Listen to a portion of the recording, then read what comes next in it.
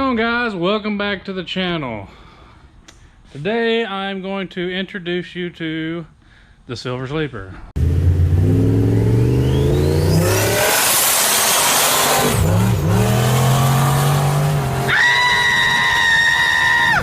A lot of y'all already know this truck. On the most of my videos, the beginning of it is a massive burnout in this truck. Yeah, just a little background on it. It is, or it was, I should say. I got the turbo system off right now. It was a turbo 6.2 to begin with. Just forged pistons, forged rods, stock crank, stock heads, you name it. A little cam, not a very big cam. And a little turbo for as quick as it was. It was only a 78 millimeter turbo from Master Power, if you can believe it. Anyways, I will probably post some videos right now to show what it did, what it was capable of, how fun it was. Just go when you go. Huh? Just go. Ready?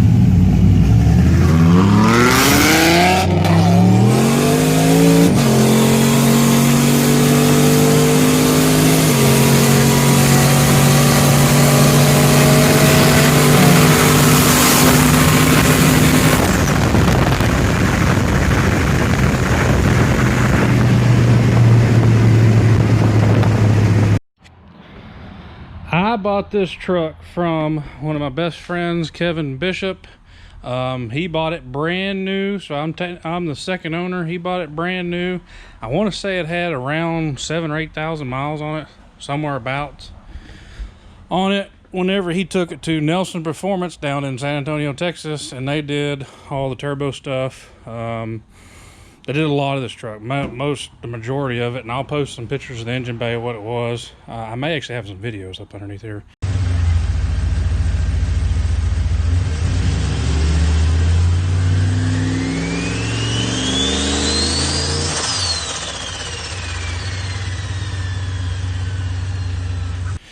Before I took the turbo system off of it, and that's what I'm about to explain to you what's going on as far as it being off in just a second. But Kevin had it and then sold it to me after about 10 months, so I've had it about 8 years now.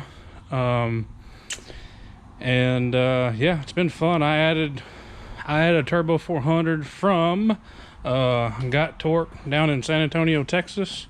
Real good guys. Give them a call. Also, as I mentioned, Nelson Performance, real good guys there too, both in San Antonio, Texas. Both really good, both stand by their work. I cannot say enough good about them. But back to the truck.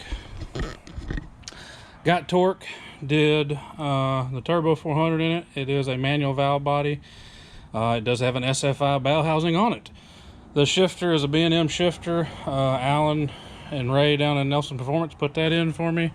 Obviously air fuel gauge, boost gauge. You just go.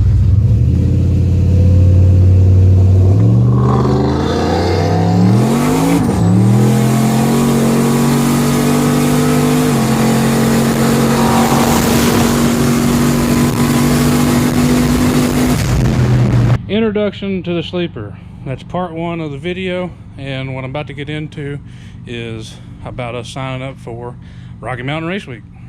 All right, and let me get you up to speed on what Rocky Mountain Race Week actually is, if you don't know. Rocky Mountain Race Week is a week of racing as well as driving.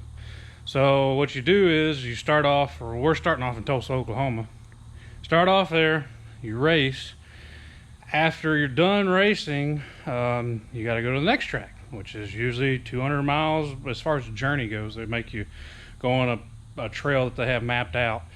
It's usually 200 miles, 300 miles, depending. And you're usually between tracks that week. You're usually around 1,000 to 1,200 miles, maybe even plus. You got 5 different tracks to go to, 5 different race days to do. Yeah, it's tough. It's tough on these cars. It's tough on the drivers. It's tough on the mechanics. It's tough on you name it.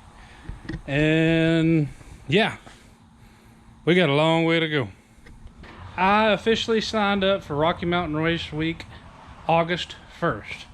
And at that point in time, I'd only had probably, I don't know, maybe a 4-day notice, because Emily Reeves messaged me and said, hey, you need to sign up for this, because we did sign up for drag week and it got canceled. So I and Kevin Bishop have been dragging their feet getting anything ready. Kevin actually made plans for 2 different vacations, and basically, you know, it's not going to happen for him to make this, which it is what it is. I'm going to try my damnedest to make it. I have 5 weeks, 4.5 weekends. I think it ends up being, right now, I got 37 days to make it to the race. And I really stressed out about making this race. The plans for the sleeper is, I'm taming it down, obviously. We're not going turbo. I know I'm about to upset a lot of people that really like this truck, but we're not going turbo anymore. Reason for that is I really just want to enjoy this truck. I want to tame it down. Yes, I could put the turbo back on it, pull some boost out of it, make it reliable daily driver, but from what I have experienced in my personal experience in this truck, I live in Texas. It is hot. Right now it is like, I think it is almost 8 o'clock and it is still like 97 degrees outside. It is freaking hot.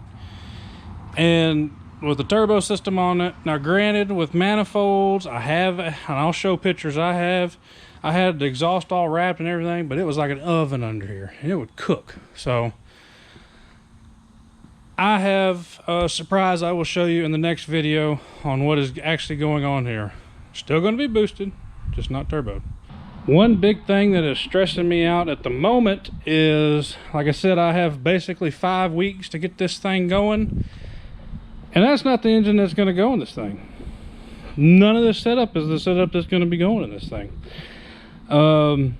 Yeah. It has got me worried. You will see a lot more about what's going on in the next vid, but the engine, the block right now is at the machine shop. I have got to build the entire engine, obviously. The whole long block, kit and caboodle. Got to put it together. Got to get the accessories for, obviously, the supercharger. I just ordered a ton of stuff for that engine, cam, all the accessories for it, the 8-rib system for it. I've got it all on order. So yeah, it's gonna be fun. And on top of that too, unfortunately I can't tune, so I gotta take it down to my guy Alan down in San Antonio to get this thing tuned. Somewhere in between that, and from San Antonio to here is 5 hours, so that's a day wasted right there on just getting it tuned. I got a list of stuff to do. Somehow the evaporator core in this thing broke. I gotta fix that. I gotta get rid of these race seats. I gotta change the fuel pump on this thing. Bunch of little stuff that adds up real quick, especially whenever you got a whole new setup going in there in 5 weeks, and having to drive this thing 1,000 miles. Thanks for watching, guys. That was just a quick introduction to the Silver Sleeper. I was going to have a different introduction, but again, I'm short on time, and what is going to come up in the future as far as making it to Rocky Mountain Race Week. I'm going to film as much as I humanly can and edit as fast as I can humanly can. It's going to be tough. It is flat out going to be tough. Luckily I have a lot of good friends that are going to help me get this thing done, but it's still, even with all the help I have, it's going to be tough. It is going to be hard, to say the least. Biggest thing with this COVID crap going on is getting parts and getting them here in a timely manner. That's the biggest thing I'm worried about and stressing about. We can get it done. If we had every one of the parts here right now, I mean, it'd be tough, but we can get it done this weekend. So yeah, but like, share, subscribe.